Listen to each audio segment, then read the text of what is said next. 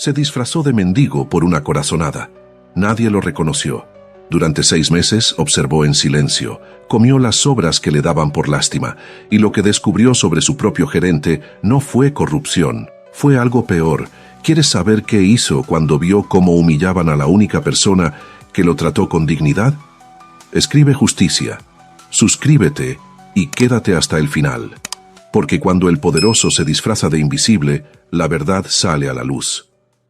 El sol de mediodía entraba por los ventanales del piso 30, donde Roberto Mendoza presidía la reunión trimestral del Consejo Directivo. Sus dedos tamborileaban sobre la mesa de caoba mientras escuchaba el informe financiero.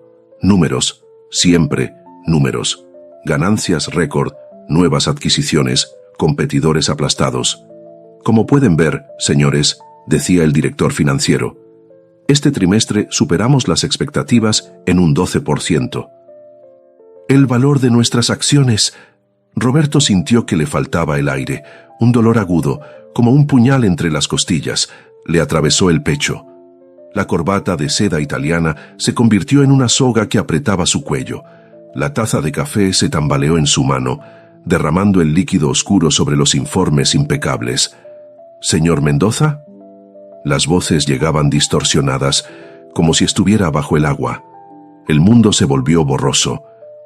Lo último que vio Roberto antes de desplomarse fue el rostro horrorizado de su asistente y el reloj de pared que marcaba las 12:43.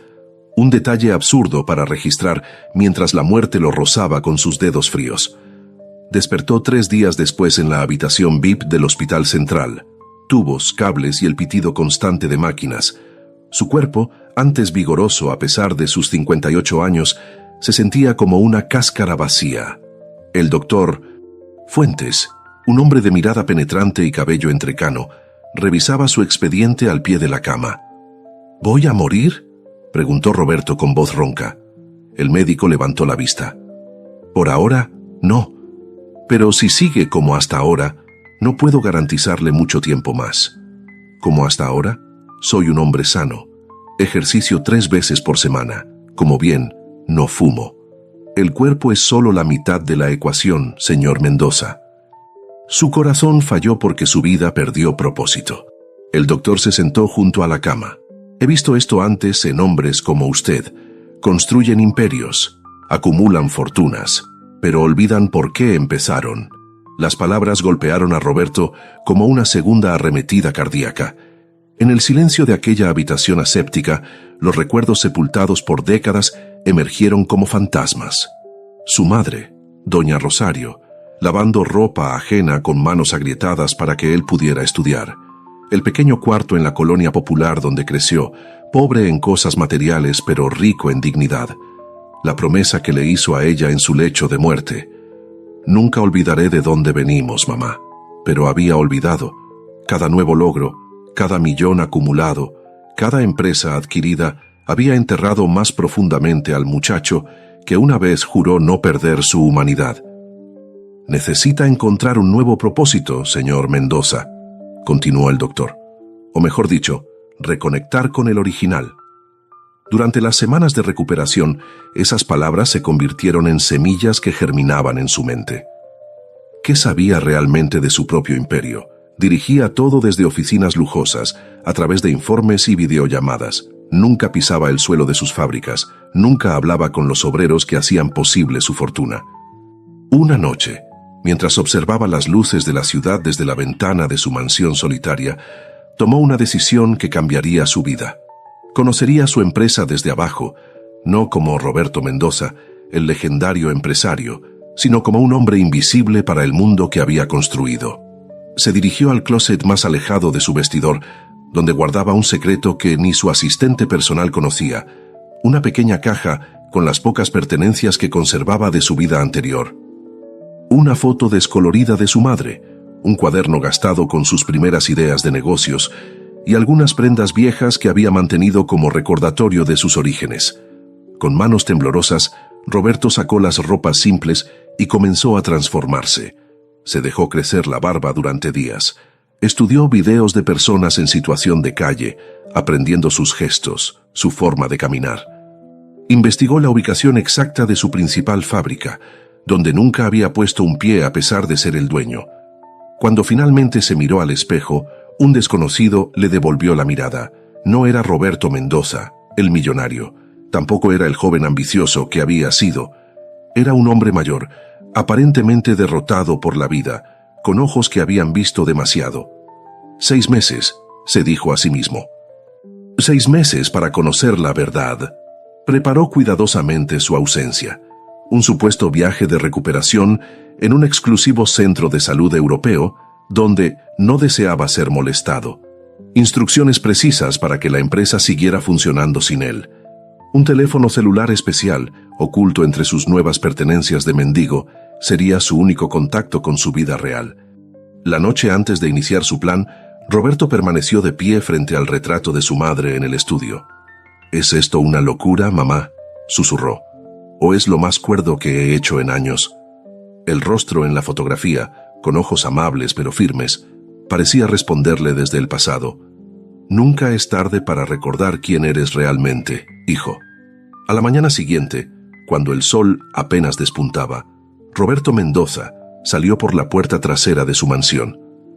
No llevó chofer ni guardaespaldas, solo una pequeña mochila con lo esencial, algo de dinero en efectivo escondido para emergencias y una determinación que no sentía desde sus años de juventud. Mientras caminaba hacia la parada de autobús, una pregunta resonaba en su mente.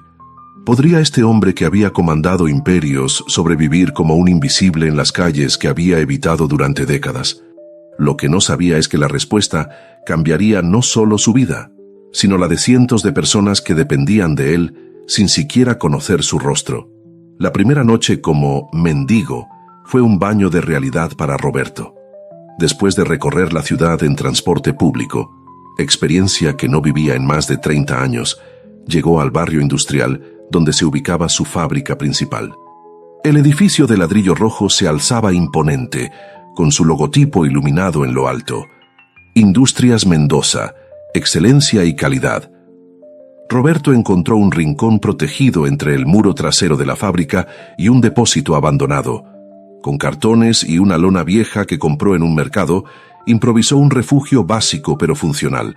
Nunca había armado nada con sus propias manos.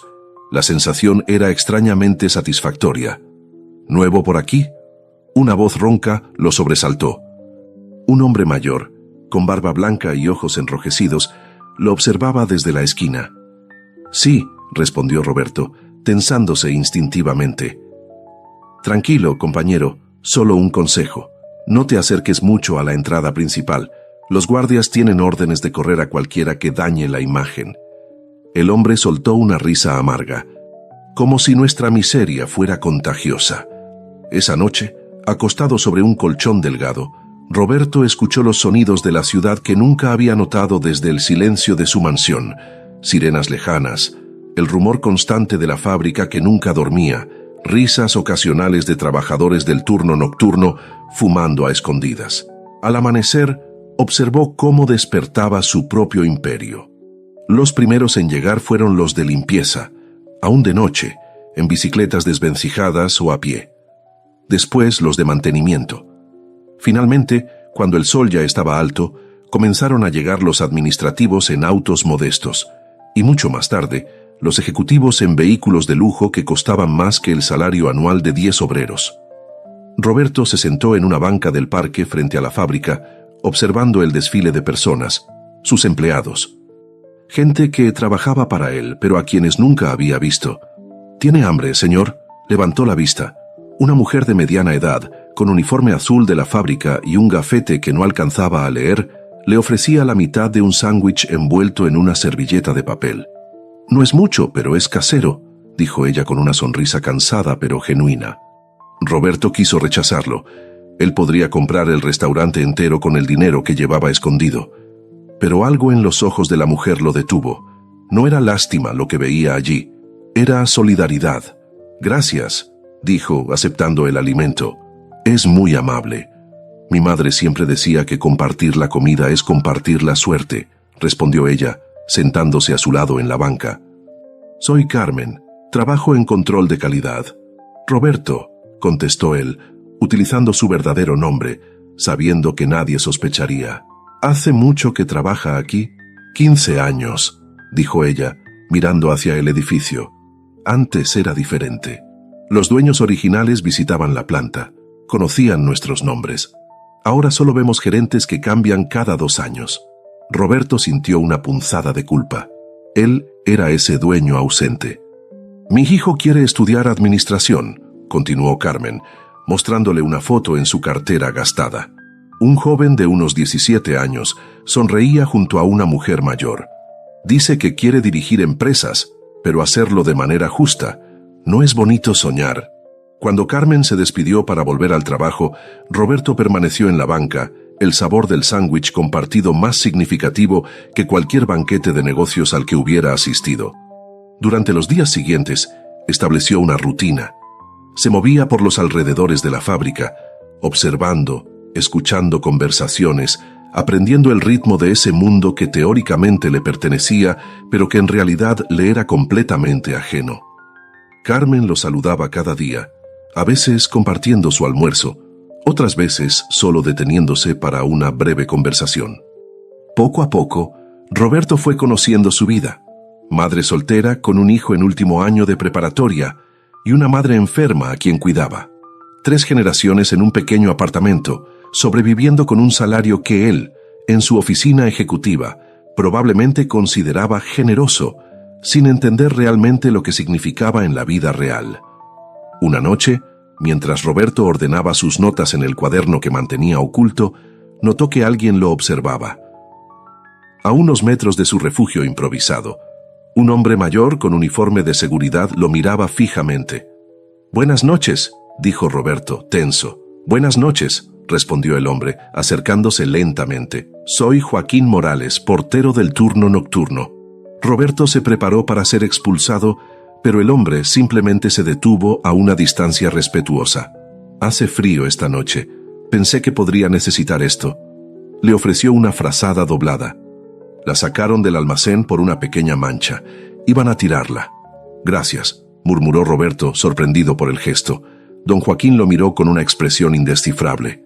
«Es curioso. Llevo 40 años trabajando en esta fábrica. He visto llegar y partir a muchos. Algunos rostros se olvidan. Otros», hizo una pausa significativa, «permanecen en la memoria».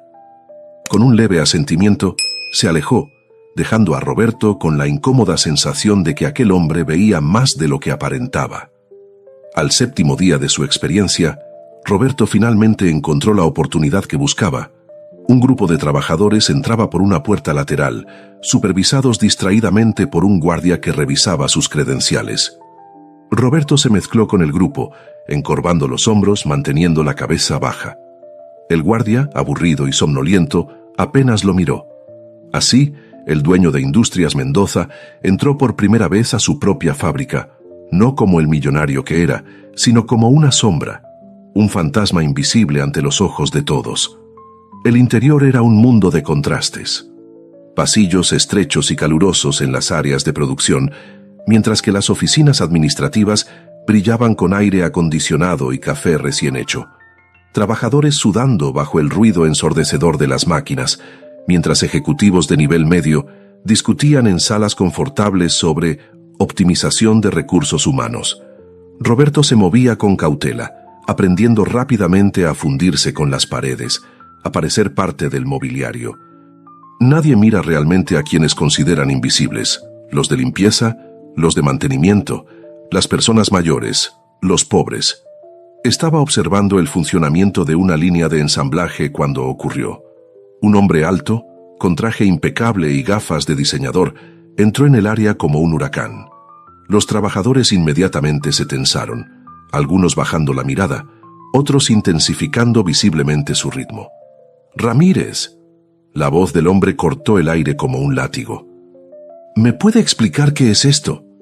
Un trabajador mayor con manos temblorosas se acercó. «¿Qué cosa, licenciado Vega?». El hombre del traje, Arturo Vega, según el gafete que colgaba de su cuello, sostenía una pieza metálica. «Esto, Ramírez. Esta pieza defectuosa que casi sale a producción. ¿Sabe cuánto nos costaría una devolución? ¿Tiene idea del daño a nuestra reputación? Fue un error, licenciado. ¿Un error? La voz subió de volumen. ¿Sabe lo que es un error? Que a su edad siga ocupando un puesto que un joven más capaz podría desempeñar, que sigamos cargando con empleados que ya no rinden.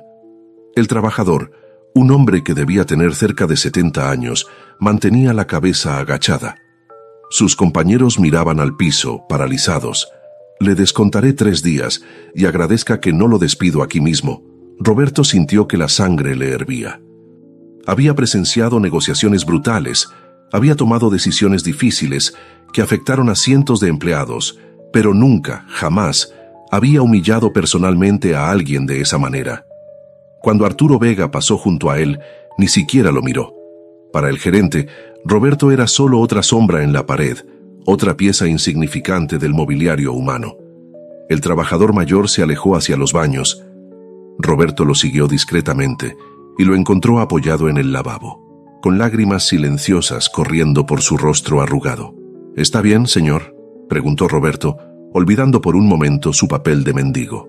El hombre se sobresaltó, secándose rápidamente las lágrimas.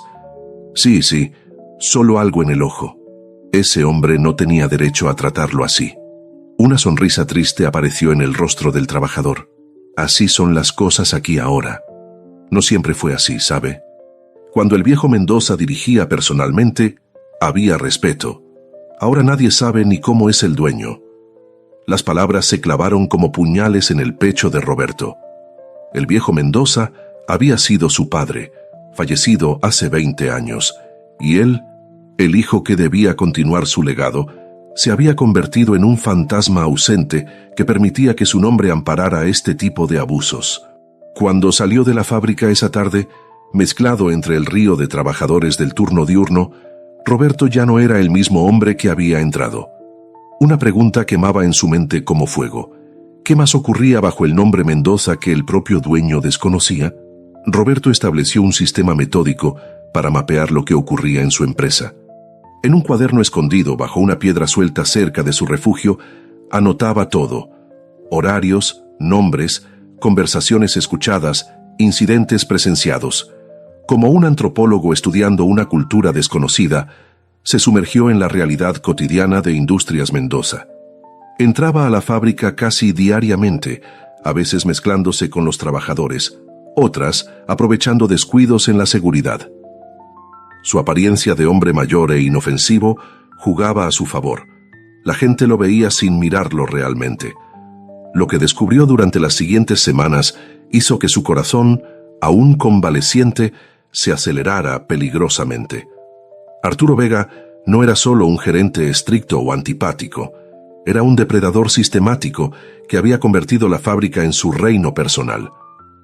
Una mañana, Roberto presenciaba desde un rincón discreto cómo supervisores del área de seguridad industrial discutían acaloradamente.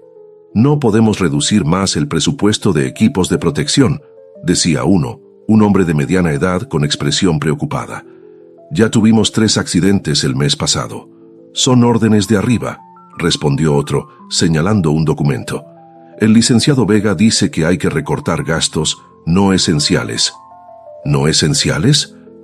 Estamos hablando de la seguridad de la gente. Mira, yo solo sigo instrucciones. Si quieres discutir con Vega, adelante. Yo tengo familia que alimentar. 2 días después, ocurrió lo que tenía que ocurrir. Una trabajadora joven, sin el equipo de protección adecuado, sufrió una quemadura grave en el brazo cuando una máquina falló. Roberto, mezclado entre los curiosos, observó cómo la llevaban a la enfermería. Más tarde, logró acercarse a la enfermería fingiendo un mareo. La joven estaba sentada en una camilla mientras la enfermera terminaba de vendarle el brazo. «Necesita ir a un hospital», insistía la enfermera. «No puedo», respondió la muchacha, con lágrimas contenidas. «Si reportamos esto como accidente laboral, el licenciado Vega...».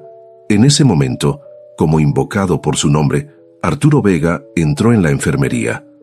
Roberto apenas tuvo tiempo de esconderse tras un biombo. «¿Qué tenemos aquí?», preguntó Vega con voz falsamente preocupada. «Quemadura de 2º grado», respondió la enfermera. «Necesita atención hospitalaria». «¿Qué pasó exactamente?», Vega ignoró la recomendación médica. La máquina 14, el protector térmico falló y... comenzó la joven. «Ah, entiendo», interrumpió Vega. «Estabas distraída y tocaste una superficie caliente». «Un accidente personal, no laboral. Pero yo no estaba». «Teresa».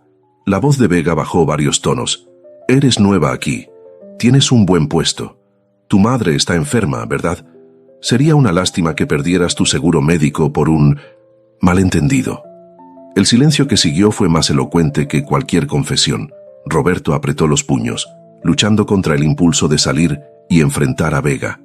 «Firmarás este reporte», continuó Vega, sacando un papel de su maletín. «Dirás que fue un descuido tuyo. La empresa cubrirá discretamente tus gastos médicos, sin reportes oficiales. Todos ganamos». Cuando Vega salió, Roberto escuchó el llanto silencioso de la joven mientras la enfermera, con gesto impotente, seguía curando la herida. Esa noche, Roberto no podía dormir. ¿Cuántos accidentes similares habían sido encubiertos? ¿Cuántas personas habían sido silenciadas con amenazas? Su empresa, el legado de su familia, se había convertido en un lugar donde el miedo gobernaba. Estaba tan absorto en sus pensamientos que no notó la figura que se acercaba hasta que estuvo casi frente a él. Las noches frías invitan a la reflexión, ¿no le parece? Roberto se sobresaltó. Don Joaquín, el portero nocturno, estaba de pie junto a su refugio. «Sí, supongo que sí», respondió cauteloso. «Llevo 40 años en esa fábrica», dijo don Joaquín, sentándose en un cajón cercano sin pedir permiso. «He visto pasar 5 gerentes generales y 2 generaciones de dueños». Roberto se tensó. ¿Era una coincidencia que mencionara eso? «Los Mendoza originales eran buena gente», continuó el portero. El fundador, don Emilio, visitaba cada rincón de la fábrica. Conocía los nombres de todos.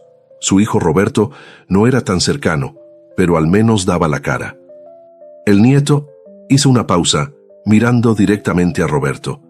Nadie lo conoce realmente. El silencio se extendió entre ellos.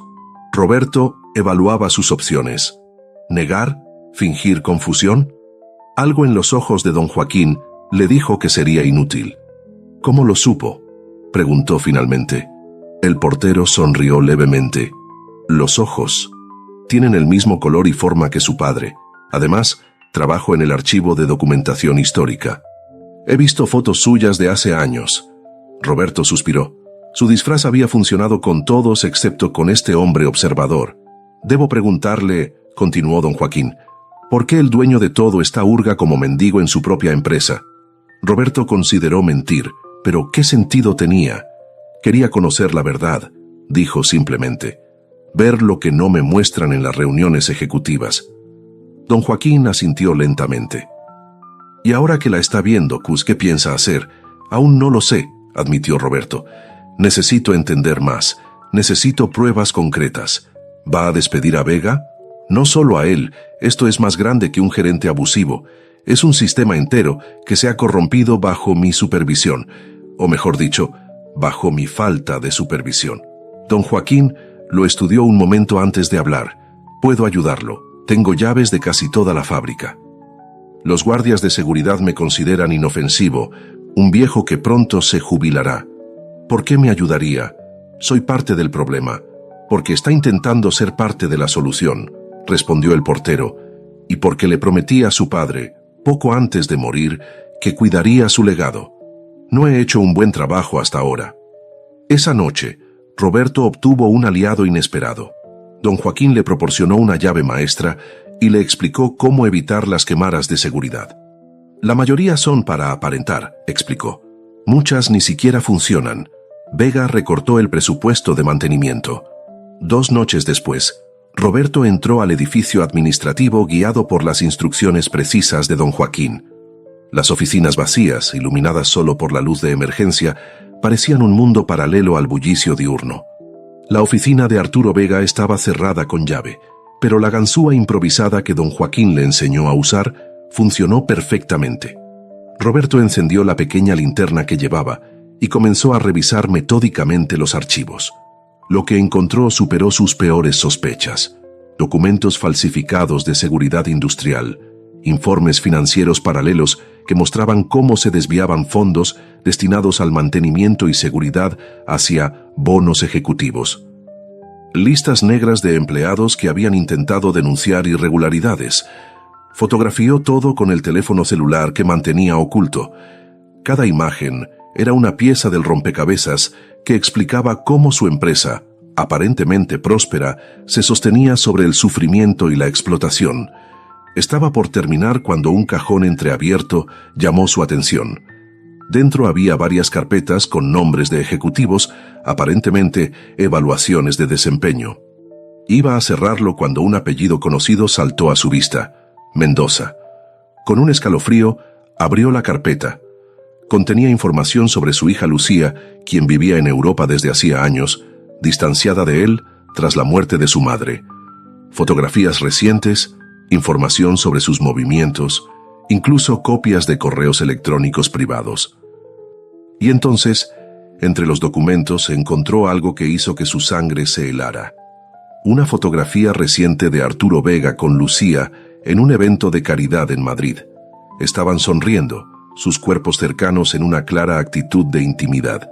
Junto a la foto, una nota manuscrita: relación progresando según lo planeado. Acceso a familia Mendoza en desarrollo. Roberto se quedó inmóvil, mientras las piezas encajaban en su mente con terrible claridad.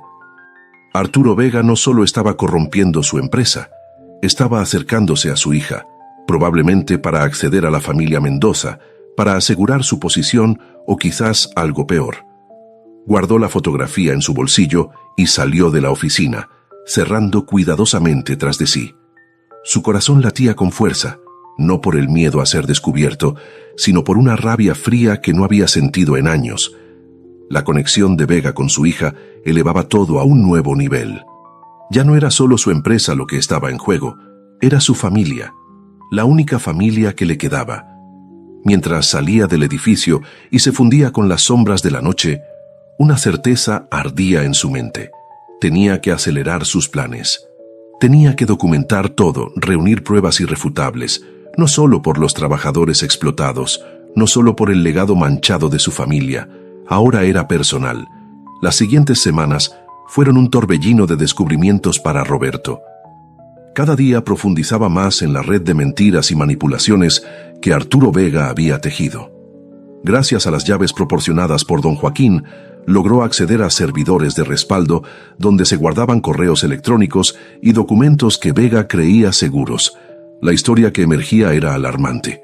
Vega había sido contratado 5 años atrás, llegando con referencias impresionantes de otra empresa. En solo 2 años, había ascendido a gerente general, eliminando estratégicamente a cualquier competidor interno. Sus métodos incluían desde fabricar evidencia de incompetencia hasta presionar a empleados para que renunciaran mediante hostigamiento sistemático. Pero lo que más perturbaba a Roberto era la conexión con su hija Lucía. Los correos revelaban que Vega había planeado meticulosamente el encuentro casual con ella en Madrid, donde Lucía trabajaba como directora de una fundación de arte. La había investigado a fondo, aprendiendo sus gustos, frecuentando los mismos lugares, todo para crear una relación que ahora duraba casi 6 meses. El objetivo final está cada vez más cerca, escribía Vega a un socio. Cuando forme parte oficialmente de la familia Mendoza, nuestra posición será inexpugnable. Roberto sentía náuseas al leer estos mensajes. Su hija, con quien apenas mantenía una relación distante desde la muerte de su madre, estaba siendo manipulada como una pieza más en el juego de poder de Vega. Mientras acumulaba evidencias, Roberto mantenía su rutina como el mendigo de los alrededores de la fábrica. Esta doble vida le permitía observar desde 2 ángulos complementarios. Los documentos le mostraban el esquema general, pero las conversaciones cotidianas con los trabajadores le revelaban el impacto humano real. Su amistad con Carmen se había profundizado. Cada día, ella se detenía para compartir no solo su almuerzo, sino también historias de su vida. Roberto descubrió que era una mujer extraordinaria, no solo por su resistencia ante la adversidad, sino por la forma en que mantenía su dignidad y sus sueños intactos. Una tarde, sentados en la banca donde solían encontrarse, Carmen le mostró un pequeño cuaderno desgastado. «Mire, don Roberto», dijo con cierta timidez, «son mis poesías. Nunca se las he mostrado a nadie, excepto a mi hijo». Roberto tomó el cuaderno con cuidado reverencial. Las páginas estaban llenas de una caligrafía pulcra, versos que hablaban de sueños postergados, de amaneceres vistos desde ventanas de autobuses, de la belleza escondida en las vidas sencillas. «Son hermosas, Carmen», dijo con sinceridad. «Tiene un verdadero talento». Ella sonrió, un rubor leve coloreando sus mejillas. «Siempre quise estudiar literatura, ¿sabe? Pero la vida tenía otros planes. Me embaracé joven. El padre de Daniel desapareció y tuve que trabajar para mantenernos. ¿Y nunca intentó publicarlas?». Carmen soltó una risa suave. ¿Quién publicaría los versos de una obrera de fábrica? Además, su rostro se ensombreció. «Últimamente apenas tengo energía para escribir. Estoy vendiendo nuestras pocas cosas de valor para pagar los tratamientos de mi madre». Roberto sintió una punzada de culpa. El seguro médico que su empresa proporcionaba debería cubrir esos gastos. Claramente, otra área donde Vega había recortado beneficios. ¿Qué le pasa a su madre? Problemas cardíacos. Necesita medicamentos especiales y a veces la atención en la clínica del seguro es insuficiente. Roberto asintió haciendo notas mentales. Otra injusticia que tendría que corregir cuando retomara el control. Sus conversaciones con Carmen le proporcionaban algo que los documentos no podían. Una ventana al alma de la fábrica, a las vidas reales que su negligencia como dueño había afectado. Era doloroso, pero necesario. Una mañana, mientras observaba la línea de producción desde un rincón discreto, Roberto notó algo inusual. Una trabajadora embarazada, con al menos 7 meses de gestación, operaba una máquina que emitía fuertes vapores químicos. Tosía frecuentemente y parecía mareada. Carmen, que trabajaba en control de calidad cerca de allí, también lo notó. Roberto la vio fruncir el ceño, luego mirar a su alrededor como buscando a un supervisor. Finalmente, tras una evidente lucha interna, Carmen se acercó a la mujer embarazada. «Leticia, no deberías estar en esta sección», dijo en voz baja pero firme. «Los vapores de la resina pueden afectar al bebé». «Lo sé», respondió la mujer con voz temblorosa. «Pedí cambio de puesto 3 veces, pero el supervisor dice que no hay personal suficiente». Carmen apretó los labios. Luego hizo algo que sorprendió a Roberto. Levantó la mano y detuvo la máquina. «¿Qué haces?», preguntó Leticia, alarmada. «Lo correcto», respondió Carmen. «Ven, vamos a hablar con recursos humanos».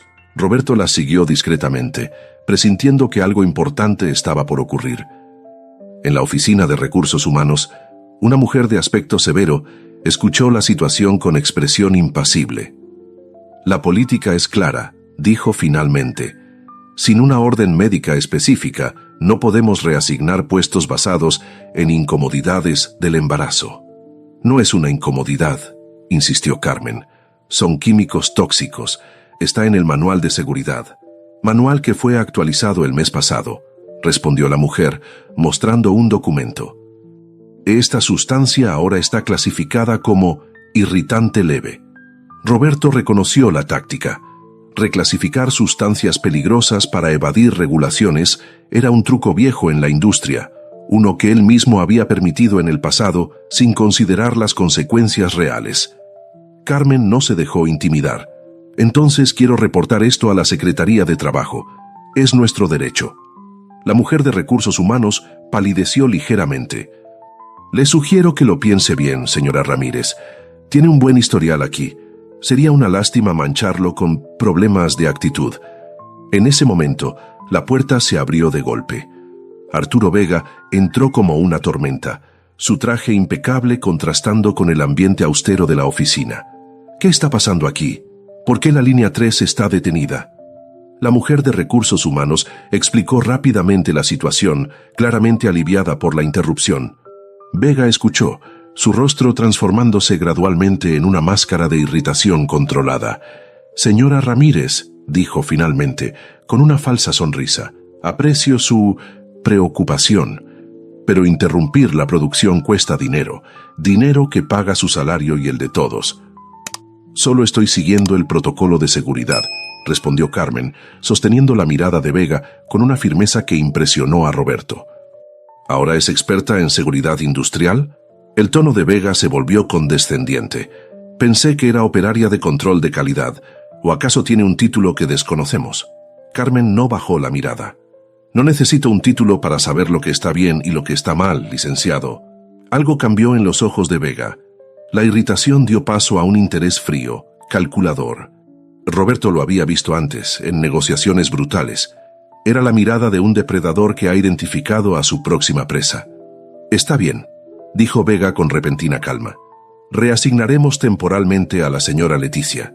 Y usted, señora Ramírez, puede volver a su puesto. Por ahora, por ahora, flotó en el aire como una amenaza velada. Cuando Carmen y Leticia salieron, Roberto permaneció oculto, observando. Vega se volvió hacia la mujer de recursos humanos. Quiero el expediente completo de Carmen Ramírez en mi escritorio hoy mismo. Familia, deudas, todo.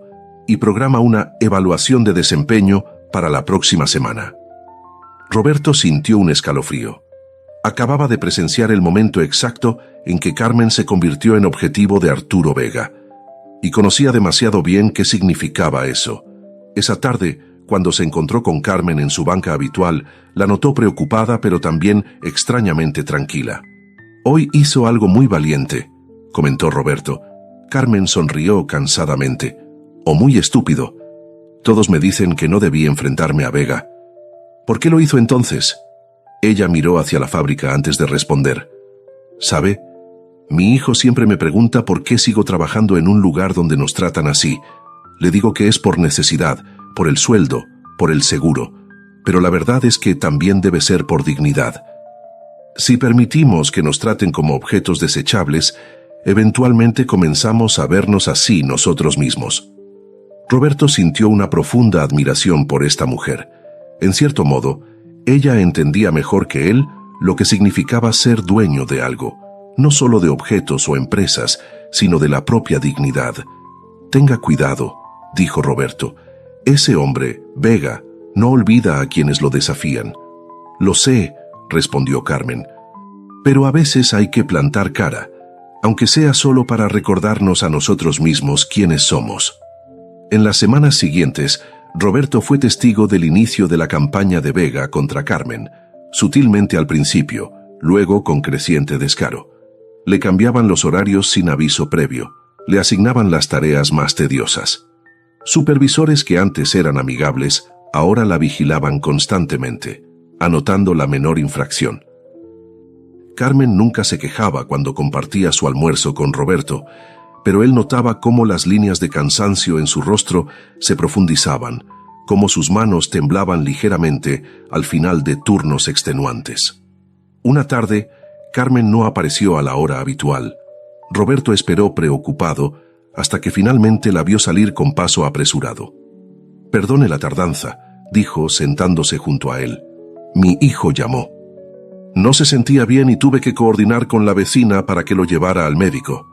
«¿Es grave?», preguntó Roberto, genuinamente preocupado. «Espero que no. Tiene fiebre alta». Su voz traicionaba su ansiedad. «El problema es que ya no puedo salir temprano. Vega ha dado órdenes específicas de que se me descuente cualquier minuto de retraso o salida anticipada». Roberto sintió que su rabia crecía. Esto ya no era solo abuso laboral, era crueldad deliberada. ¿Y los medicamentos? ¿Tiene para comprarlos? Carmen desvió la mirada. «Encontraré la manera, siempre lo hago». Esa noche, Roberto tomó una decisión, violando su propia regla de mantener su identidad completamente oculta. Utilizó su teléfono secreto para hacer una transferencia anónima a una farmacia cercana al hogar de Carmen. Dejó instrucciones para que entregaran medicamentos a nombre de Daniel Ramírez, pagados por un amigo de la familia. Sabía que era arriesgado, que podría comprometer su misión más amplia, pero no podía quedarse de brazos cruzados mientras Carmen y su familia sufrían. Lo que Roberto no sabía era que Arturo Vega había comenzado a monitorear a Carmen más allá del trabajo.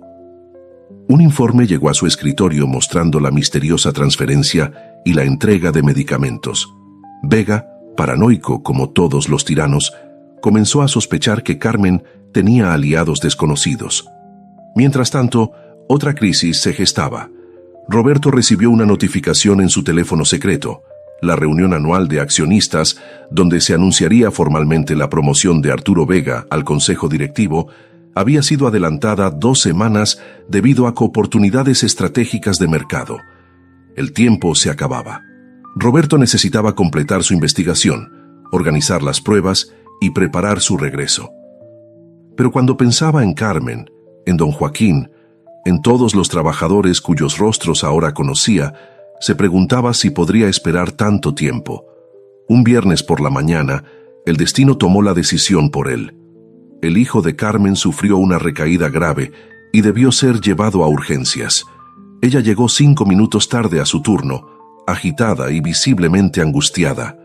Roberto, que observaba desde su lugar habitual, vio cómo Vega interceptaba a Carmen en la entrada. Desde lejos no podía escuchar las palabras, pero el lenguaje corporal lo decía todo. La arrogancia fría de Vega, la postura defensiva pero digna de Carmen. Cuando ella finalmente entró, Roberto logró acercarse lo suficiente para ver su rostro. Estaba pálida, con los ojos enrojecidos pero secos, como quien ha llorado todo lo posible y ya no le quedan lágrimas.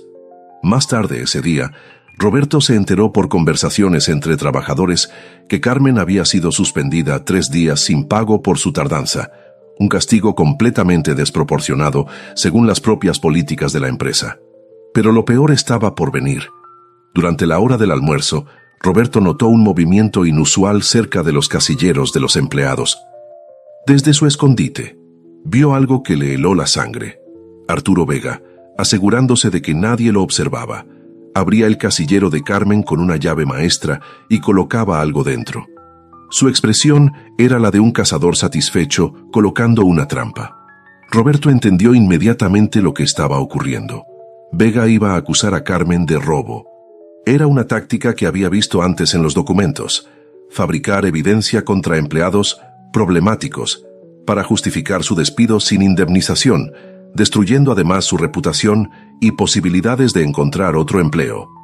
En ese momento, enfrentó la decisión más difícil desde que comenzó su misión. Podía mantener su disfraz, seguir acumulando evidencia para desmantelar todo el sistema corrupto de una sola vez.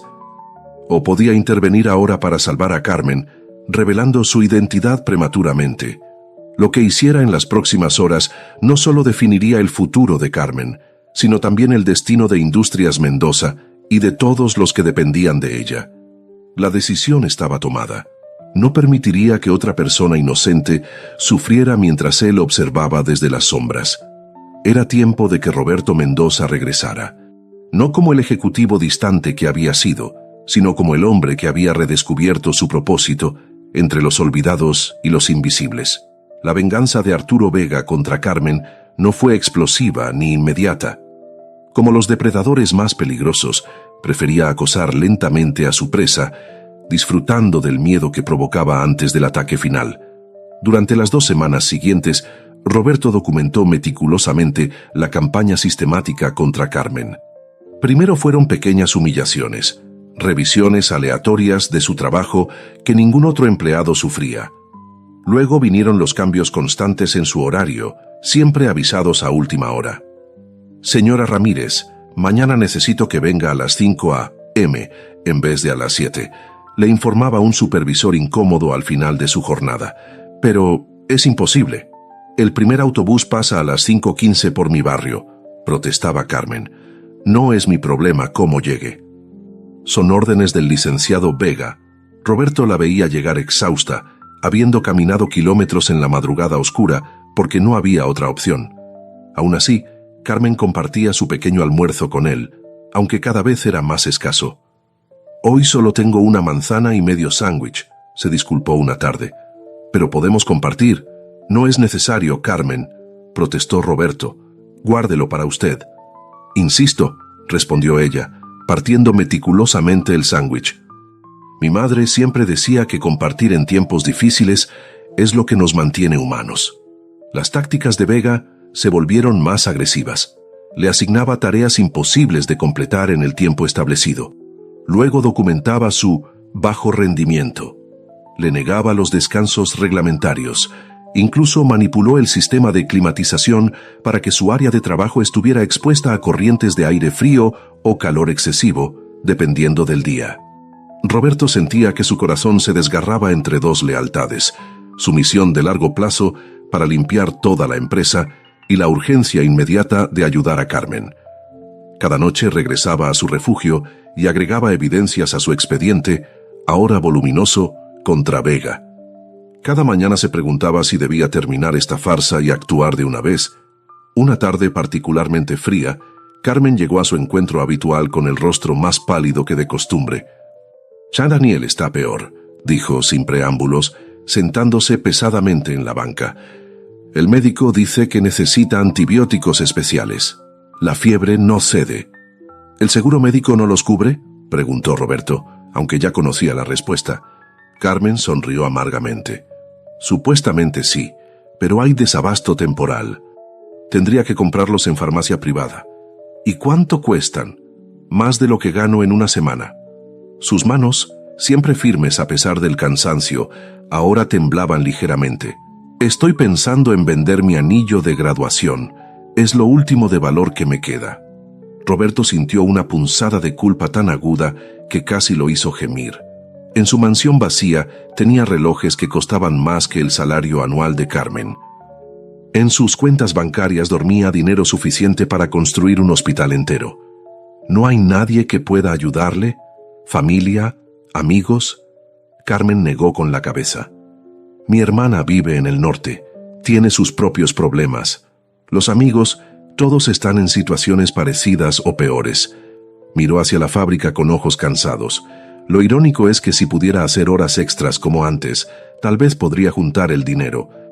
Pero ahora Vega ha dado orden de que no me autoricen ni un minuto adicional. Esa noche, Roberto rompió nuevamente sus propias reglas. Utilizando un servicio de entrega anónima, hizo llegar los medicamentos necesarios al apartamento de Carmen, con una nota simple: «De alguien que admira su dignidad y coraje». Lo que no sabía es que Vega había colocado a uno de sus informantes para vigilar a Carmen fuera del trabajo. Al día siguiente, mientras Roberto observaba desde su rincón habitual, vio a Vega en su oficina, hablando acaloradamente por teléfono. «Quiero saber exactamente quién envió esos medicamentos», exigía. «Nadie de su nivel puede permitirse ese gasto sin ayuda.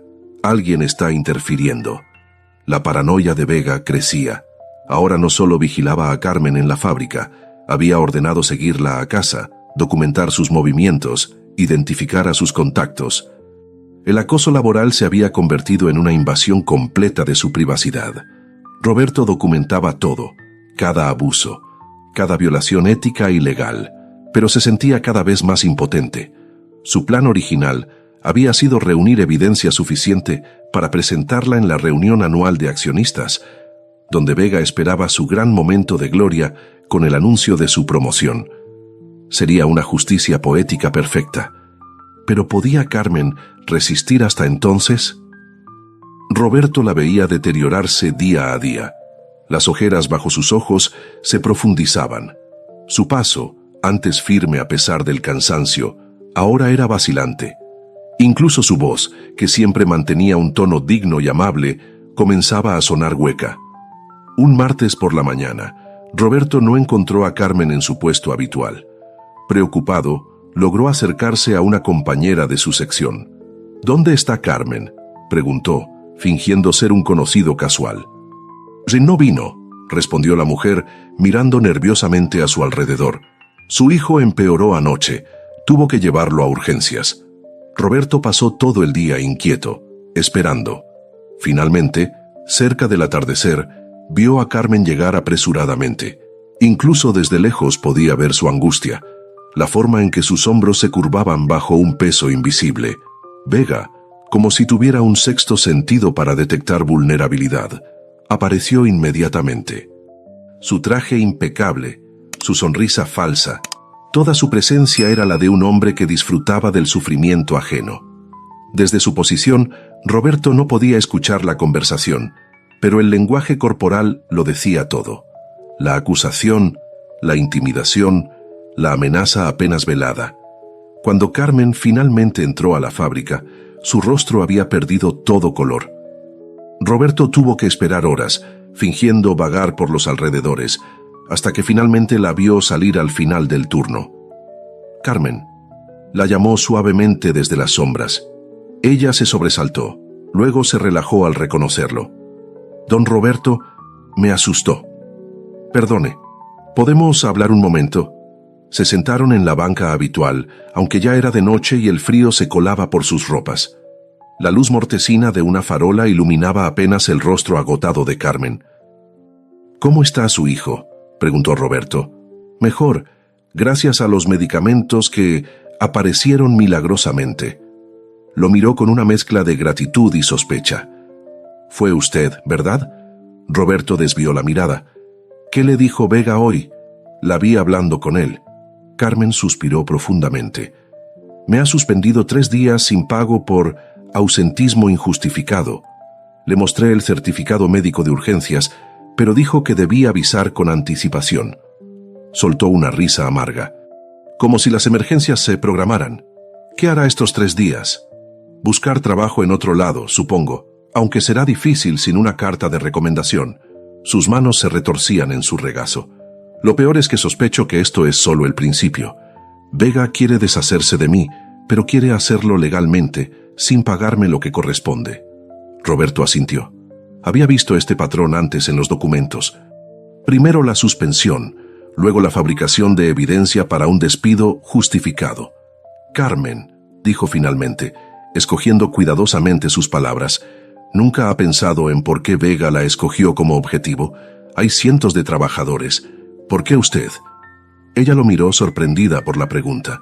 Supongo que porque me atreví a hablar, a defender a Leticia cuando estaba en peligro. Exactamente. Y eso es lo que más teme a alguien como Vega. Una persona con dignidad, con valores, que no se deja intimidar. Roberto tomó aire. Personas como usted son peligrosas para hombres como él, porque inspiran a otros. Una persona valiente puede convertirse en 2, luego en 10, luego en 100. Carmen sonrió tristemente. Bonita teoría, don Roberto, pero en la práctica solo soy una mujer agotada, con un hijo enfermo y una madre que depende de mí. Mañana tendré que vender mi anillo de graduación para pagar el alquiler atrasado. En ese momento, el teléfono secreto de Roberto vibró en su bolsillo. Era una alerta que había programado. La reunión anual de accionistas no solo se había adelantado, ahora estaba confirmada para dentro de 10 días. El tiempo se agotaba. Carmen, dijo con repentina urgencia, ¿qué haría si pudiera cambiar las cosas? No solo para usted, sino para todos en la fábrica. Ella lo miró con curiosidad. ¿A qué se refiere? Hablo hipotéticamente. Si tuviera poder, si pudiera reorganizar todo, hacer justicia, ¿qué cambiaría primero? Carmen guardó silencio un momento, pensando seriamente la pregunta. Devolvería la dignidad, respondió finalmente. No solo mejores salarios o condiciones, aunque eso también, sino el respeto, el reconocimiento de que somos personas, no máquinas. Sus ojos brillaron con una pasión que el cansancio no había logrado apagar. ¿Sabe qué es lo peor de trabajar allí? Sentir que no importamos, que somos intercambiables, desechables. Roberto asintió grabando cada palabra en su memoria. A veces, continuó Carmen, su voz apenas un susurro. Me pregunto si vale la pena mantener la dignidad en un mundo donde gente como Vega siempre gana. Donde la bondad se castiga y la crueldad se premia. Miró sus manos gastadas. ¿De qué sirve ser honesta cuando eso significa ver a mi hijo sufrir? ¿De qué sirve defender lo correcto si el precio es nuestro sustento? Roberto sintió que algo se quebraba dentro de él. Esta mujer, que había sido un faro de integridad, ahora dudaba de los mismos valores que la definían. Vega no solo estaba destruyendo su medio de vida, estaba atacando su alma. Yo creo que sí vale la pena, dijo Roberto con voz firme, y pronto, muy pronto, verá que no estaba equivocada al mantener su dignidad, se lo prometo. Carmen lo miró con extrañeza. Habla como si pudiera hacer algo al respecto, don Roberto. Tal vez pueda, respondió sosteniendo su mirada. Tal vez todos podamos. Se despidieron en la parada del autobús. Carmen aún confundida por la extraña conversación, Roberto con una determinación renovada. Esa noche, en lugar de regresar a su refugio, Roberto se dirigió a un teléfono público y marcó un número que no había usado en meses. «Soy yo», dijo cuando respondieron. «Necesito que prepares todo para mi regreso y contacta a mi abogado personal, no al de la empresa. Tenemos mucho trabajo por hacer». Mientras caminaba bajo la luz mortecina de las farolas, Roberto comprendió que había llegado al punto de no retorno. El tiempo de observar desde las sombras había terminado. Era hora de actuar, no solo por Carmen, sino por todos los que habían sufrido bajo su nombre sin que él lo supiera. Pero primero, necesitaba un plan que no solo expusiera a Vega, sino que transformara completamente la empresa que había heredado y abandonado a la deriva. Un plan que comenzaría en la reunión anual, donde Vega esperaba su coronación, pero encontraría su caída. La mañana siguiente, amaneció con un cielo plomizo que parecía reflejar el ánimo de toda la fábrica. Roberto, desde su puesto de observación habitual, notó que algo extraño ocurría. Había más guardias de seguridad que de costumbre, y los supervisores caminaban de un lado a otro con expresiones tensas. A media mañana, lo entendió todo. Un rumor se extendió como fuego entre los trabajadores. Alguien había robado componentes valiosos del almacén. La administración estaba furiosa. Se realizarían revisiones de casilleros. Roberto sintió que el estómago se le encogía. La trampa estaba lista. Desde una distancia prudente, observó cómo Arturo Vega, acompañado de guardias de seguridad, dirigía personalmente la investigación. Pasaron casillero por casillero, haciendo un espectáculo del procedimiento para que todos los trabajadores pudieran ver. Finalmente, llegaron al casillero de Carmen. Vega tenía una sonrisa apenas contenida mientras ordenaba abrirlo. Como Roberto ya sabía qué ocurriría, dentro encontraron varios microprocesadores valiosos, escondidos bajo uniformes de trabajo. «Señora Ramírez», la voz de Vega resonó en el súbito silencio.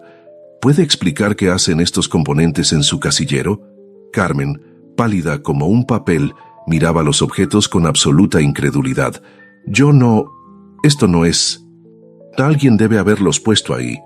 ¿Está acusando a la administración de fabricar evidencia?» La sonrisa de Vega se volvió aún más desagradable.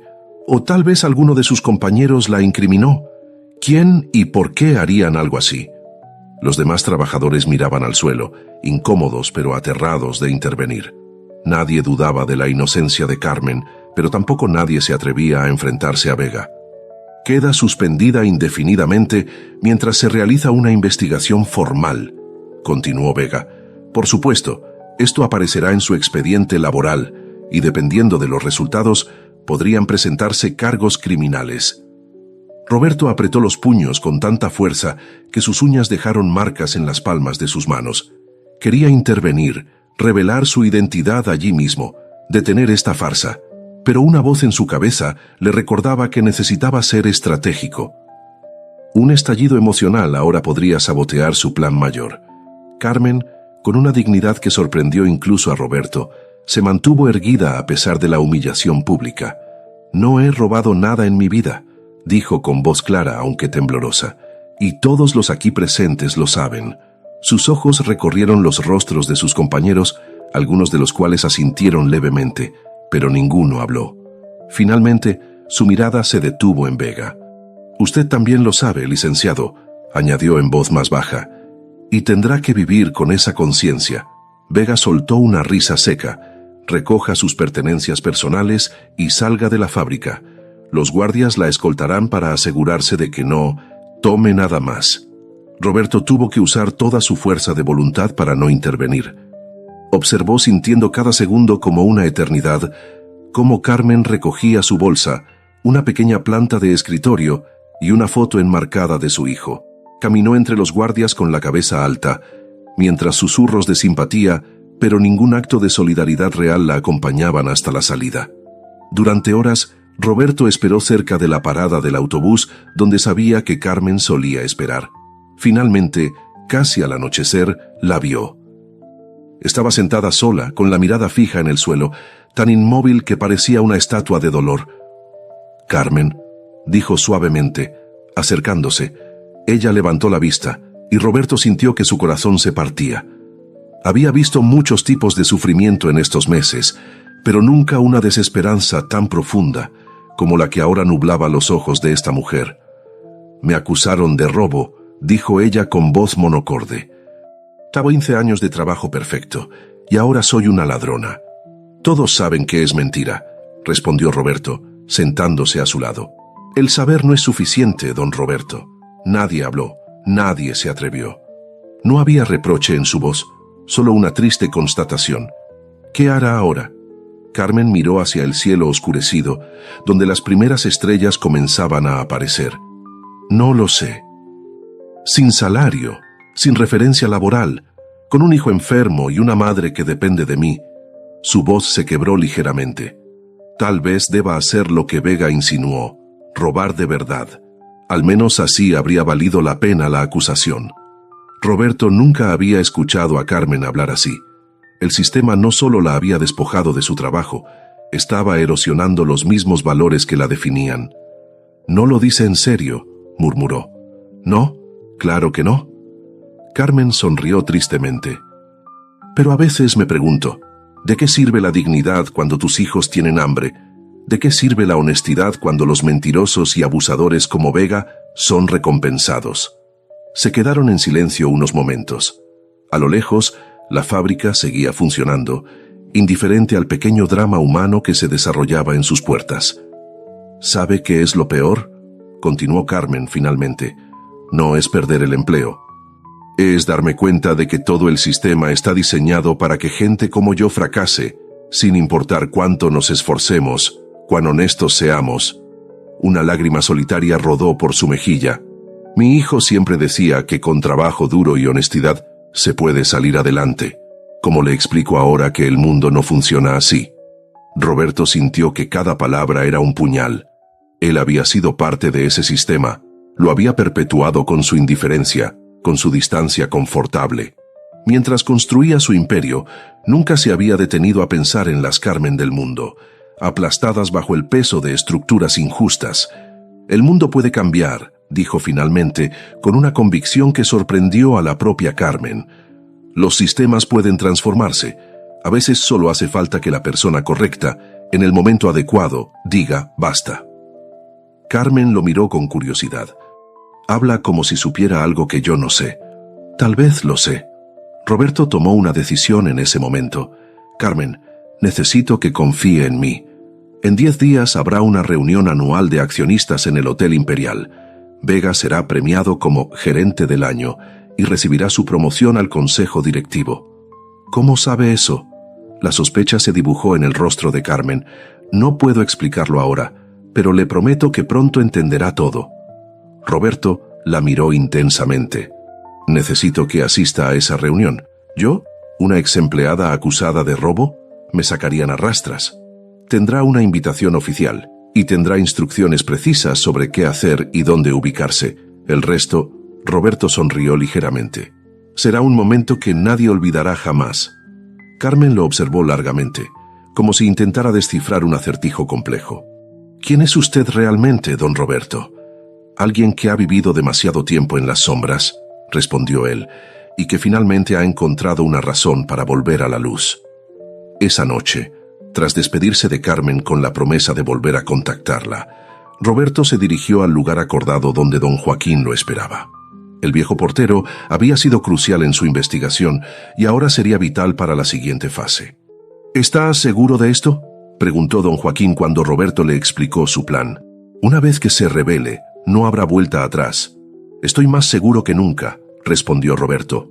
«He visto suficiente, es hora de actuar». Los días siguientes fueron un torbellino de actividad oculta. Roberto, manteniendo aún su disfraz para el mundo exterior, trabajó incansablemente con la ayuda de don Joaquín. Reunieron y organizaron todas las evidencias recopiladas durante meses: fotografías, documentos, testimonios, grabaciones de audio realizadas discretamente. A través de su teléfono secreto, Roberto contactó a personas clave: su abogado personal, un auditor de confianza, su asistente más leal. Les dio instrucciones precisas: cronometrando cada movimiento como un director de orquesta. Mientras tanto, Carmen recibió en su modesto apartamento un sobre misterioso. Dentro había una invitación oficial a la reunión anual, un pequeño auricular casi invisible y una nota. Confíe en mí. Siga las instrucciones que recibirá ese día. La justicia está en camino. La noche antes del gran día, Roberto regresó brevemente a su mansión. Usando una entrada secundaria que solo él conocía, entró como un fantasma a su propia casa. Todo estaba exactamente como lo había dejado meses atrás, lujoso, impecable y terriblemente vacío. Se duchó por primera vez en meses con agua caliente abundante, se afeitó la barba crecida y se cortó el cabello con precisión. De su vestidor extrajo un traje hecho a medida que había encargado específicamente para esta ocasión. No el típico traje ejecutivo intimidante, sino algo más sobrio, más humano. Mientras se miraba al espejo, Roberto apenas reconocía al hombre que le devolvía la mirada. No era el mendigo de los últimos meses, pero tampoco era el ejecutivo frío de antes. Era alguien nuevo, alguien forjado en la adversidad y la empatía recién descubierta. ¿Estás listo?, se preguntó a sí mismo en voz alta. El reflejo le devolvió una mirada determinada. Sí, estaba listo para enfrentar no solo a Arturo Vega, sino también su propio legado de indiferencia. Estaba listo para reclamar su empresa y transformarla en algo de lo que su padre y su madre antes que él pudieran estar orgullosos. Con el amanecer llegó la calma que precede a las grandes batallas. Roberto revisó una última vez todos los elementos de su plan. Cada detalle había sido cuidadosamente considerado, cada contingencia prevista. Ahora solo quedaba ejecutarlo. Mientras el sol se elevaba sobre la ciudad, iluminando tanto mansiones como barrios humildes, una certeza brillaba en la mente de Roberto. Después de hoy, nada volvería a ser igual. Para nadie. El Hotel Imperial resplandecía bajo el sol de la mañana. Sus columnas de mármol y ventanales enormes proyectaban un aura de poder y exclusividad. En el vestíbulo principal, un cartel elegante anunciaba: Reunión anual de accionistas, Industrias Mendoza. Carmen, vestida con la ropa más formal que pudo encontrar, un traje sastre azul marino que guardaba para ocasiones especiales, se detuvo frente a la entrada, dudando. En su oído, el pequeño auricular que había recibido permanecía silencioso. La invitación oficial temblaba ligeramente en su mano. ¿Puedo ayudarla, señora? Un guardia de seguridad la miraba con sospecha apenas disimulada. Carmen respiró hondo. Ya tengo invitación para la reunión de Industrias Mendoza. El guardia examinó el documento con sorpresa mal disimulada. No era frecuente que alguien con el aspecto de Carmen asistiera a estos eventos elitistas. Parece estar en orden, concedió finalmente. El Salón Emperador, segundo piso. Mientras Carmen subía las escaleras, sentía las miradas curiosas y algunas despectivas siguiéndola. Su corazón latía tan fuerte que temía que otros pudieran escucharlo. ¿Qué estaba haciendo allí? ¿Quién era realmente ese don Roberto que la había involucrado en este extraño plan? El Salón Emperador era impresionante. Candelabros de cristal, arreglos florales exuberantes, manteles de seda sobre mesas perfectamente dispuestas. Los asistentes, en su mayoría hombres en trajes caros y algunas mujeres con joyas que valían más que todo lo que Carmen poseía, conversaban en grupos pequeños, sosteniendo copas de champán. De pronto, el auricular en su oído cobró vida. «Carmen, soy yo», dijo una voz familiar pero extrañamente diferente. «Don Roberto». No responda en voz alta. Solo escuche. Diríjase discretamente hacia la esquina derecha del salón, cerca de la salida de emergencia. Quédese allí y observe. Pase lo que pase, no se mueva hasta que yo se lo indique. Siguiendo las instrucciones, Carmen se ubicó en el lugar indicado. Desde allí podía ver perfectamente el escenario principal, donde un podio aguardaba al orador. A un lado del escenario, Arturo Vega conversaba animadamente con ejecutivos que lo rodeaban como cortesanos a un rey. Vestía un traje nuevo, evidentemente caro, y su sonrisa rebosaba la confianza de quien sabe que está a punto de ser coronado. Gradualmente, Los asistentes tomaron asiento. Un hombre mayor subió al podio y se presentó como el presidente del consejo directivo. Son distinguidos accionistas, miembros del consejo, invitados especiales. Nos reunimos hoy para celebrar otro año excepcional para Industrias Mendoza. El discurso continuó con cifras, proyecciones y agradecimientos formales. Carmen apenas escuchaba. Sus ojos seguían fijos en Vega, quien sonreía y asentía, ocasionalmente recibiendo palmadas de felicitación de sus vecinos. Y ahora, continuó el presidente, tengo el honor de anunciar que el Consejo ha decidido por unanimidad promover a un nuevo miembro, un hombre que ha demostrado extraordinaria capacidad gerencial, llevando nuestra planta principal a niveles récord de productividad. Con ustedes el licenciado Arturo Vega, nuestro nuevo director de operaciones corporativas. Los aplausos resonaron mientras Vega se levantaba, ajustando su corbata con un gesto estudiado de modestia. Comenzó a caminar hacia el podio, su momento de gloria finalmente llegando. Fue entonces cuando las puertas principales del salón se abrieron de par en par. Todas las cabezas giraron. En el súbito silencio, entró un hombre que Carmen no reconoció inmediatamente. Alto, de porte distinguido pero no arrogante, vestido con un traje elegante pero sobrio. Su rostro mostraba la serenidad de quien ha tomado una decisión irrevocable. Solo cuando sus ojos, aquellos ojos profundos y observadores, se encontraron momentáneamente con los suyos, Carmen sintió un escalofrío de reconocimiento.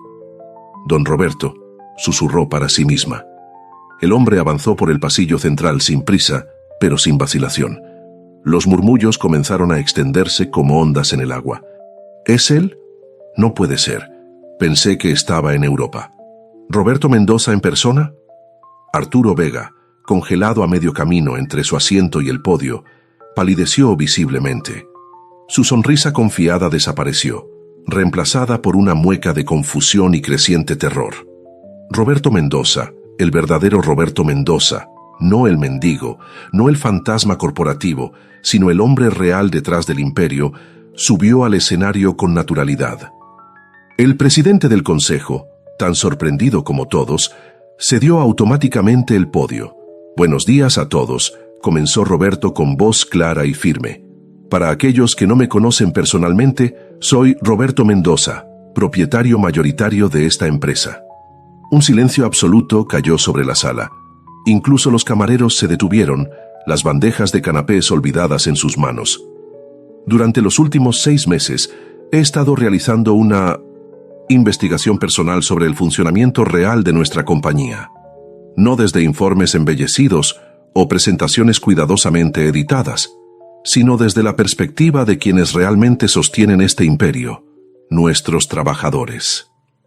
Los murmullos crecieron. Roberto levantó una mano y el silencio regresó instantáneamente. Lo que descubrí me avergüenza profundamente, no solo como empresario, sino como ser humano. Con un gesto, las enormes pantallas que flanqueaban el escenario cobraron vida. Aparecieron fotografías, condiciones inseguras de trabajo, informes falsificados, pruebas de desvío de fondos. Con cada imagen, los asistentes jadeaban o murmuraban con creciente inquietud. Nuestra empresa, fundada por mi abuelo y desarrollada por mi padre bajo principios de integridad y respeto, se ha convertido en algo que no reconozco. La voz de Roberto se volvió más grave. Y nadie personifica mejor esta desviación que el hombre que estábamos a punto de premiar hoy.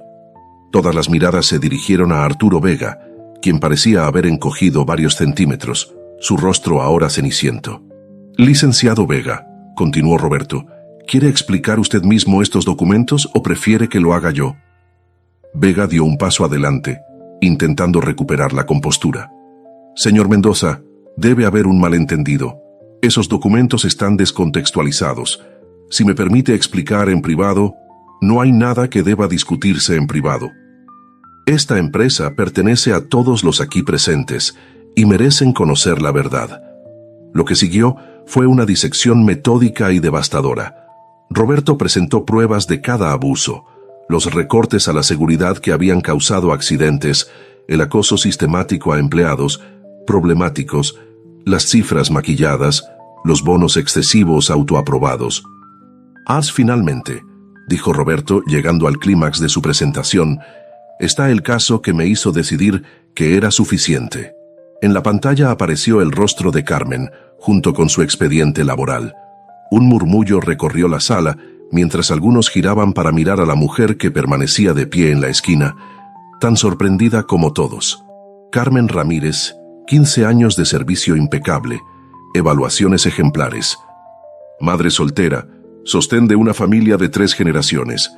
Acusada falsamente de robo por atreverse a defender a una compañera embarazada en peligro. Las cámaras de seguridad mostraron entonces lo que Carmen nunca había visto. Arturo Vega colocando los componentes robados en su casillero. La evidencia era innegable, captada desde varios ángulos, pero la historia es aún más perturbadora, continuó Roberto. El licenciado Vega no solo abusó de su poder dentro de la empresa, también intentó infiltrarse en mi familia personal. Un nuevo video apareció, Vega hablando por teléfono, claramente sin saber que estaba siendo grabado. La hija Mendoza es la clave, decía. Cuando nos casemos, tendré acceso directo al consejo familiar. El viejo ni siquiera sabe que existo, maneja todo desde lejos. Es solo cuestión de tiempo. Lucía Mendoza, quien había llegado discretamente durante la presentación, se puso de pie entre la audiencia. Su rostro mostraba una mezcla de horror y furia. «Papá», dijo con voz temblorosa pero clara. «¿Es esto cierto?» Roberto asintió gravemente. «Lamento que tengas que enterarte así, hija. Pero sí, el hombre con quien has estado saliendo tenía motivos que iban más allá del afecto». Arturo Vega, acorralado, intentó una última defensa desesperada. «Esto es una conspiración. Nadie puede probar que esos videos no están manipulados. Además, todo lo que hice fue por el bien de la empresa. Los resultados hablan por sí mismos». ¿Resultados? La voz de Roberto se volvió cortante. ¿Llamas resultados a destruir vidas humanas? ¿A convertir nuestra fábrica en un lugar donde reina el miedo? ¿A traicionar los principios básicos de decencia? Se volvió hacia la audiencia. Señores accionistas, entiendo su preocupación. Las ganancias son importantes, pero les pregunto, ¿a qué precio? ¿Estamos dispuestos a sacrificar nuestra humanidad por un punto porcentual más en los informes trimestrales? Un silencio reflexivo cayó sobre la sala. Roberto lo aprovechó para dar el golpe final. «Carmen Ramírez, por favor, acérquese al escenario». A través del auricular, Carmen escuchó. «Ahora, Carmen, es el momento». Con piernas temblorosas pero cabeza alta, Carmen caminó hacia el escenario. Sentía las miradas de todos fijas en ella. Ejecutivos, accionistas, camareros, guardias de seguridad.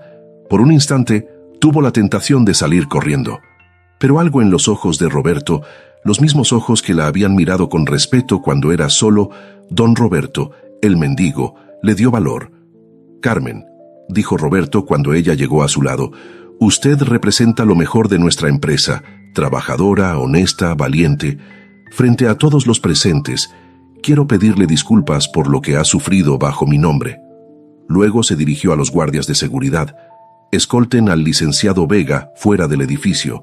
Su acceso a todas las instalaciones de Industrias Mendoza queda revocado permanentemente. Mi equipo legal se pondrá en contacto con él respecto a las acciones legales correspondientes». Mientras Vega era conducido hacia la salida, entre murmullos y miradas de desprecio de quienes antes lo adulaban, Roberto anunció: «A partir de hoy, Industrias Mendoza emprende una nueva etapa.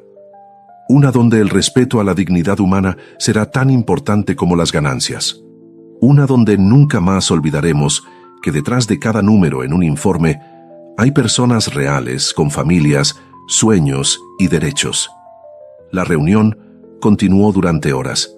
Roberto presentó un plan detallado de transformación, auditorías independientes, nuevas políticas de recursos humanos, mejoras en seguridad industrial, revisión de salarios y beneficios.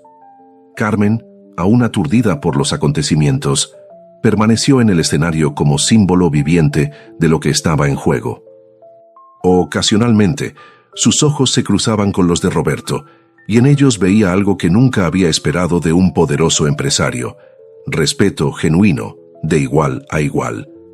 Cuando finalmente la reunión concluyó, los asistentes se dispersaron en pequeños grupos, discutiendo animadamente los eventos extraordinarios que habían presenciado. Algunos accionistas parecían preocupados por las implicaciones financieras de las reformas anunciadas. Otros, sorprendentemente, expresaban alivio y aprobación. Carmen, sin saber exactamente qué hacer, comenzó a caminar discretamente hacia la salida. Una mano suave la detuvo. «Carmen», dijo Roberto, «¿podemos hablar un momento en privado?». La condujo a una pequeña sala de conferencias adyacente.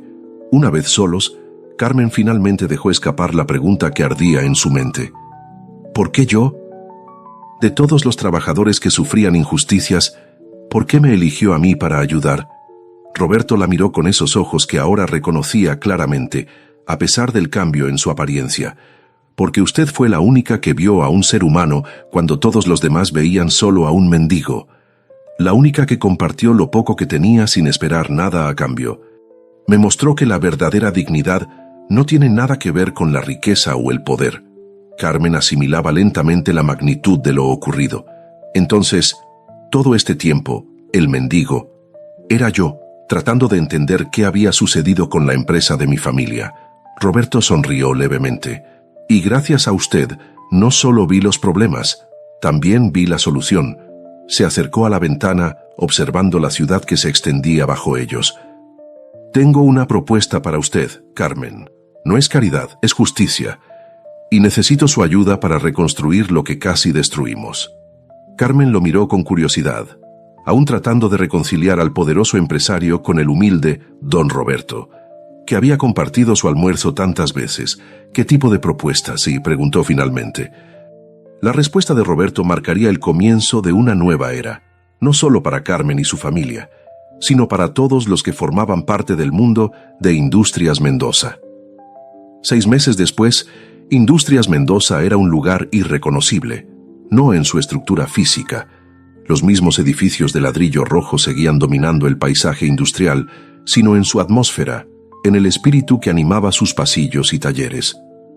Carmen Ramírez, vestida con un traje sencillo pero elegante, recorría la línea de producción saludando a los trabajadores por su nombre. En la solapa de su chaqueta, un gafete oficial la identificaba como directora del Departamento de Bienestar Laboral, un puesto creado específicamente para ella. «Buenos días, señora Carmen», saludaban los trabajadores con genuino respeto, no el nacido del miedo, sino el que surge de la admiración. «¿Cómo va el nuevo sistema de rotación, Miguel?», preguntó Carmen a un supervisor. «Excelente. La fatiga ha disminuido y la calidad del trabajo ha mejorado. Tenía razón, señora Carmen». Ella sonrió, recordando cómo había propuesto ese cambio en una de las primeras reuniones del nuevo Consejo Ampliado, donde ahora participaban representantes de todos los niveles de la empresa.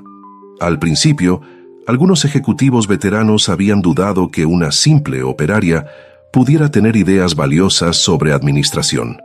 Esas dudas se habían disipado rápidamente. En estos 6 meses, Carmen había demostrado que su inteligencia y sensibilidad, cultivadas en el duro terreno de la necesidad, eran exactamente lo que la empresa necesitaba. No tenía un título universitario, pero poseía algo igualmente valioso: un entendimiento profundo de lo que significaba el trabajo en la vida real de las personas. Mientras continuaba su recorrido, Carmen pasó junto al área de mantenimiento, donde don Joaquín supervisaba a un grupo de trabajadores jóvenes. «Buenos días, don Joaquín. ¿Cómo va el programa de mentoría?». El hombre mayor sonrió ampliamente. Su nuevo título oficial era Guardián de la Memoria Institucional, un rol consultivo que valoraba sus décadas de experiencia. «Estos muchachos aprenden rápido, doña Carmen. Les estoy enseñando todos los secretos que he acumulado en 40 años».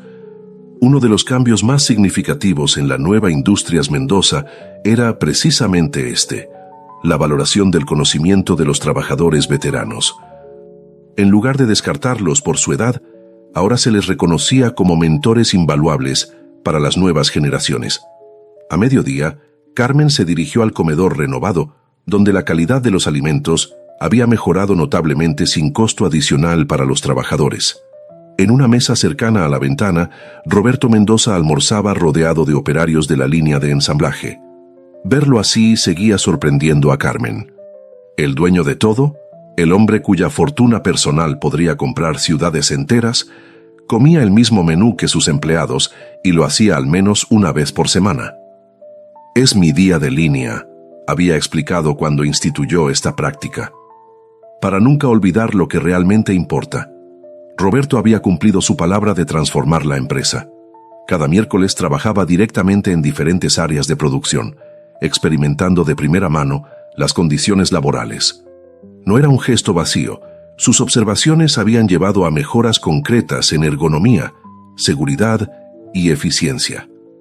Carmen se acercó a la mesa, donde la conversación fluía con naturalidad, sin la tensión que antes caracterizaba las raras visitas de ejecutivos. «Carmen, justo hablábamos del nuevo programa de becas», dijo Roberto, indicándole que se uniera. «Luis aquí nos contaba que su hija recibió la notificación ayer». Luis, un operario de montaje, asintió con evidente orgullo. «Primera de la familia que irá a la universidad. Nunca pensé que sería posible».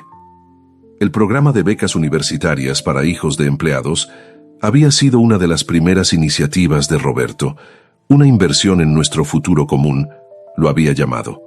El hijo de Carmen, Daniel, había sido el primer beneficiario, ahora estudiando administración de empresas con todos los gastos cubiertos. Después del almuerzo, Carmen tenía una reunión programada con la junta médica de la nueva clínica instalada en la fábrica. Este proyecto, especialmente cercano a su corazón, garantizaba atención de calidad no solo para los trabajadores, sino también para sus familias directas. Su madre, doña Lourdes, recibía allí tratamiento especializado para su condición cardíaca, con resultados que los médicos calificaban de notables. Al pasar por el área administrativa, Carmen se cruzó con Lucía Mendoza, quien había regresado de Europa para unirse a la empresa familiar, pero no como ejecutiva privilegiada. Siguiendo el ejemplo de su padre, Lucía había comenzado desde abajo, aprendiendo cada aspecto del negocio antes de asumir responsabilidades mayores. «¿Lista para la reunión de mañana?», preguntó Lucía con una sonrisa. «Siempre», respondió Carmen. «Tengo datos muy interesantes sobre el impacto del nuevo horario flexible». Las dos mujeres habían desarrollado una relación de respeto mutuo que sorprendía a quienes conocían sus diferentes orígenes. Lucía, educada en las mejores universidades europeas, valoraba la inteligencia práctica y la integridad de Carmen. Carmen, a su vez, apreciaba la visión global y el compromiso genuino de la joven Mendoza. Hacia el final de la jornada, Carmen recibió una notificación. Se requería su presencia en la entrada principal. Al llegar, encontró una escena inusual. Arturo Vega, visiblemente disminuido, esperaba flanqueado por un oficial de libertad condicional. Después del escándalo, Vega había enfrentado cargos por fraude corporativo. Su sentencia incluía servicio comunitario supervisado, parte del cual debía cumplirse precisamente en los alrededores de Industrias Mendoza, limpiando las áreas que una vez había transitado como rey indiscutido. «Señora Ramírez», saludó con forzada cortesía, «he venido a presentar una solicitud formal». Carmen lo observó, recordando vívidamente cada humillación, cada amenaza velada, cada momento de angustia que este hombre había provocado. El contraste era casi poético. Él, otrora poderoso en su traje caro, ahora en uniforme de servicio comunitario. Ella, antes temerosa operaria, ahora ejecutiva respetada. «Lo escucho, señor Vega», respondió con profesionalismo. «He completado mi servicio comunitario obligatorio», explicó él, «pero quisiera continuar voluntariamente. He reflexionado mucho sobre mis acciones pasadas y busco una oportunidad de enmienda». Su tono sugería arrepentimiento, pero Carmen notaba algo más en sus ojos: cálculo. El antiguo Vega seguía allí, buscando un camino de regreso, una grieta en el sistema para explotar. «Aprecio su interés», respondió Carmen con calma. «Sin embargo, debo recordarle que su deuda no es conmigo, es con cada persona que usted humilló y perjudicó durante años. Son ellos quienes deben decidir si merece una segunda oportunidad». Vega intentó argumentar, pero Carmen levantó una mano. Presentaré su solicitud al Comité de Reintegración Laboral. Ellos evaluarán su caso como el de cualquier otro solicitante, sin favores ni prejuicios. Es todo lo que puedo ofrecerle. Cuando Vega se marchó, Roberto se acercó. Había observado la interacción desde lejos. «Manejaste eso admirablemente», comentó.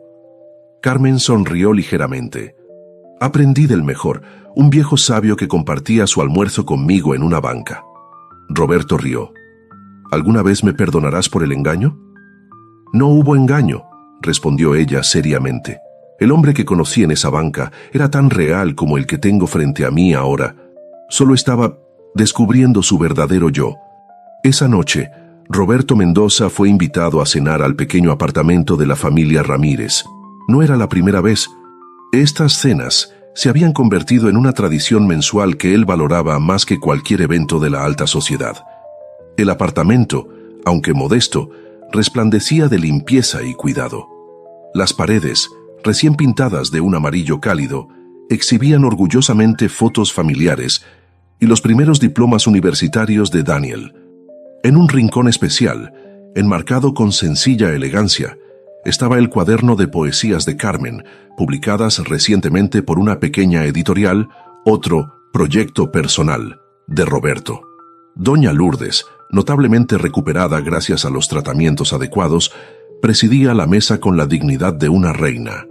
Daniel, creciendo en confianza con cada semestre universitario, compartía animadamente sus experiencias académicas. Profesor Álvarez dice que mi análisis sobre estructuras organizacionales éticas tiene potencial para publicación, comentaba con evidente orgullo. La cena era simple pero deliciosa: guisado casero, tortillas recién hechas, una ensalada fresca. Para Roberto, estos sabores habían adquirido un significado especial. Le recordaban los almuerzos compartidos en aquella banca cuando era solo don Roberto, y descubría que la verdadera generosidad existe donde menos se espera. «Un brindis», propuso Roberto, levantando su vaso de agua fresca. Carmen no servía alcohol en respeto a doña Lourdes, por los cambios inesperados que nos llevan exactamente donde necesitábamos estar.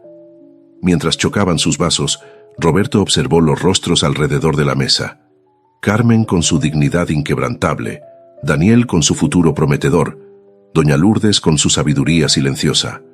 Esta familia sencilla le había enseñado más sobre valor, integridad y propósito que todas sus décadas en los círculos de poder. «¿Saben?», dijo doña Lourdes, sorprendiendo a todos con su repentina intervención. «Mi abuela siempre decía, la verdadera riqueza no está en lo que acumulamos, sino en lo que compartimos». Roberto sintió que algo se cerraba perfectamente en su interior, como una pieza final encajando en un rompecabezas complejo. Esa frase, tan similar a las enseñanzas de su propia madre, resonaba a través del tiempo y las clases sociales. Su abuela era una mujer sabia, doña Lourdes, respondió con sinceridad. Más tarde, mientras disfrutaban de un café en la pequeña terraza donde Carmen cultivaba flores en macetas recicladas, Roberto contempló la ciudad que se extendía ante ellos. Luces brillantes de mansiones y rascacielos, luces más modestas de barrios trabajadores. Un mismo cielo cubriéndolo todo. A veces me pregunto, dijo casi para sí mismo, ¿cuántos millonarios deberían pasar tiempo como mendigos para entender realmente el mundo que han construido? Carmen sonrió. ¿Y cuántos mendigos deberían tener la oportunidad de demostrar de qué son capaces cuando las puertas se abren? Se quedaron en silencio, disfrutando la compañía mutua que había superado todas las barreras, el falso mendigo y la verdadera reina, unidos por algo más profundo que cualquier distinción social. En ese momento de paz compartida, Roberto Mendoza entendió finalmente lo que su médico había intentado explicarle hace meses en aquella habitación de hospital aséptica. Su corazón no había fallado por exceso de trabajo o mala alimentación. Había fallado por falta de propósito real. Ahora, mirando la ciudad junto a Carmen, sintiendo la brisa nocturna y el aroma de las flores que ella cultivaba con tanto cuidado, su corazón latía con fuerza renovada. Había encontrado lo que buscaba sin saber que lo buscaba. No solo una empresa redimida, no solo una misión empresarial renovada, sino una conexión humana auténtica. Mi madre estaría orgullosa, murmuró, mientras las estrellas comenzaban a brillar en el cielo nocturno. No por el imperio que construí, sino por haber recordado finalmente lo que realmente importa. ¿Te conmovió esta historia de redención y justicia?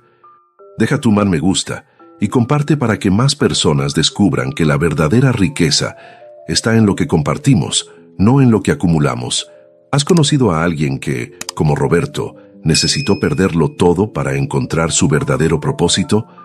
Cuéntanos en los comentarios y suscríbete para más historias que te llegarán al corazón. Tu próxima dosis de emoción ya está esperándote en el video que aparece en pantalla.